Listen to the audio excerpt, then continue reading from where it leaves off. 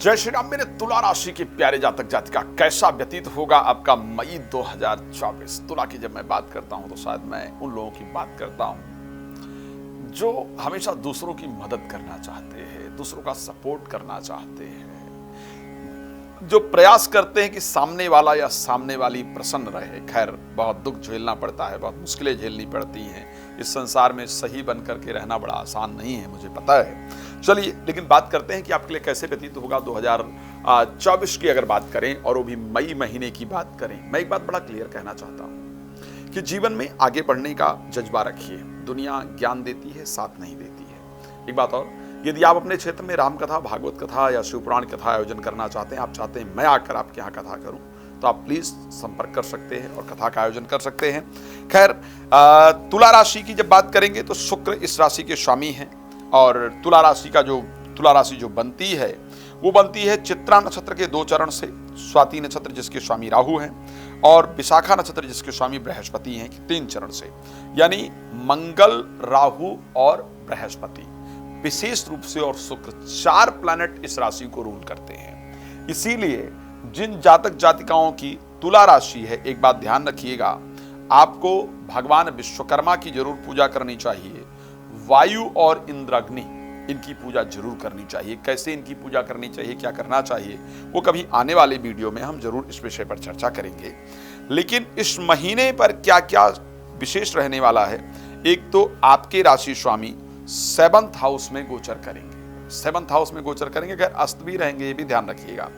सूर्य आपके लाभ भाव के स्वामी एग्जॉल्टेड होकर के गोचर करेंगे 7th हाउस के अंतर्गत। ये सुंदर है। शनि 5th भाव में गोचर कर रहे हैं, बृहस्पति 8th भाव के अंतर्गत चले गए हैं, और मंगल, बुध और राहु जाकर के 6ठे भाव में गोचर कर रहे हैं। एक जो सबसे विशेष देखा गया तुला राशि के अंतर्गत, क्योंकि एक बहुत सुंदर राशि है, लेकिन चर राशि होने के कारण और कर्क 10th हाउस में होने के कारण जिंदगी में स्थिरता बहुत मुश्किल से आती है। मतलब ऐसा देखा गया है कि एक प्रॉब्लम को सॉल्व कर रहे हैं तो दूसरी प्रॉब्लम, और दूसरी प्रॉब्लम को सॉल्व कर रहे हैं तो तीसरी प्रॉब्लम। इस प्रकार की कंडीशन हमेशा तुला राशि के अंतर्गत देखा गया है। स्थिरता जीवन में बहुत कम प्राप्त होती है, और बहुत मेहनत करने के बाद भी कार्य का क्रेडिट कम प्राप्त होते हुए देखा गया है। मेरे दृष्टि से तुला राशि की जातक जातिका को पूरे मई महीने में अगर बात करते हैं तो कपूर प्रत्येक शुक्रवार को दुर्गा जी के सामने आपको जरूर अर्पण करने की आवश्यकता है। ये बहुत इंपॉर्टेंट है आपके लिए। अब क्या रहेगा अगर पूरे महीने की बात करूं, एक जो बुध आपकी राशि में 12th हाउस के स्वामी हैं, भाग्य के स्वामी हैं, वो जरूर 10 तारीख को नीचस्थ से मेष में चले जाएंगे। नीचस्थ थे अभी तक, बहुत नुकसान कर रहे थे, भाग्य का किसी प्रकार सपोर्ट नहीं मिल रहा था, बहुत भाग दौड़ के बाद भी रिजल्ट नहीं मिल रहा था, तो वो परिवर्तन करेंगे और वो पहुंच जाएंगे सूर्य के साथ 7th हाउस में, और साथ में होंगे लग्न के स्वामी। तो एक विशेष राजयोग की अगर बात की जाए, जहां पर लग्नेश और नौमेश का संबंध बनने जा रहा है, वो आपके 7th भाव में बहुत सुंदर बनने जा रहा है। शेयर मार्केट से निश्चित रूप से लाभ इस महीने मिलने वाला है। लॉटरी की बात किया जाए, सट्टा की बात किया जाए, जुआ इत्यादि यदि खेलते हैं, और उसके साथ अगर शेयर मार्केट में पैसा वगैरह इन्वेस्ट करते हैं, तो इन 4 चीजों की तरफ से आपको आर्थिक लाभ प्राप्त हो, इस प्रकार की परिस्थिति आपकी राशि में दिखती है।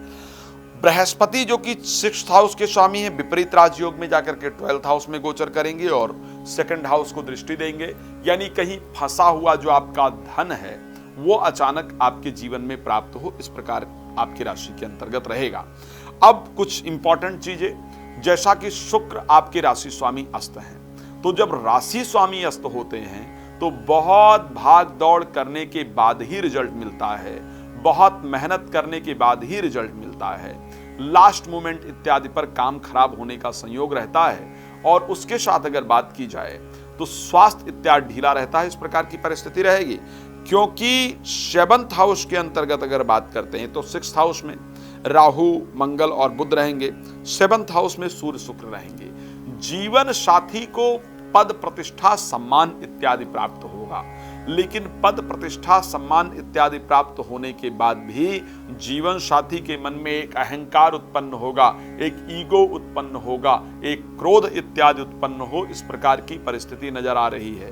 तो आपको जीवन साथी, क्योंकि देखो किसी की गलती मैं नहीं कहूंगा, उनके नेचर में इस प्रकार का परिवर्तन आने जा रहा है, तो आपको उनके साथ सावधानी की आवश्यकता। इस महीने विदेश यात्रा का बहुत शानदार संयोग है, विदेश यात्रा होने वाली है और व्यापार में अचानक कुछ ऐसे ऑप्शन आएंगे जो आपके लिए बहुत फायदेमंद है। अगर बात करें 10 तारीख के बाद, 10 के बाद नौकरी परिवर्तन होने का, नौकरी में प्रमोशन होने का, कुछ प्रतिष्ठित लोगों से मुलाकात का जो संयोग है वो आपकी राशि के अंतर्गत विशेष रूप से बन रहा है। प्रॉपर्टी से रिलेटेड जो मामला आपका उलझा हुआ है, प्रॉपर्टी से रिलेटेड जो मामला आपका उलझा हुआ है, प्रॉपर्टी से रिलेटेड जो प्रॉब्लम आपकी राशि के अंतर्गत दिख रही है या अभी तक आ रही थी, वो प्रॉब्लम आपकी निश्चित रूप से सॉल्व होने जा रही है। इस प्रकार की कंडीशन आपकी राशि के अंतर्गत दिखती है। जब मैं बात करता हूं, मैंने बताया आप सबको कि अगर हम बात करें तुला राशि को ही लेकर के, तो तुला राशि में कौन कौन से प्लैनेट तुला राशि के लिए हैंडल करते हैं।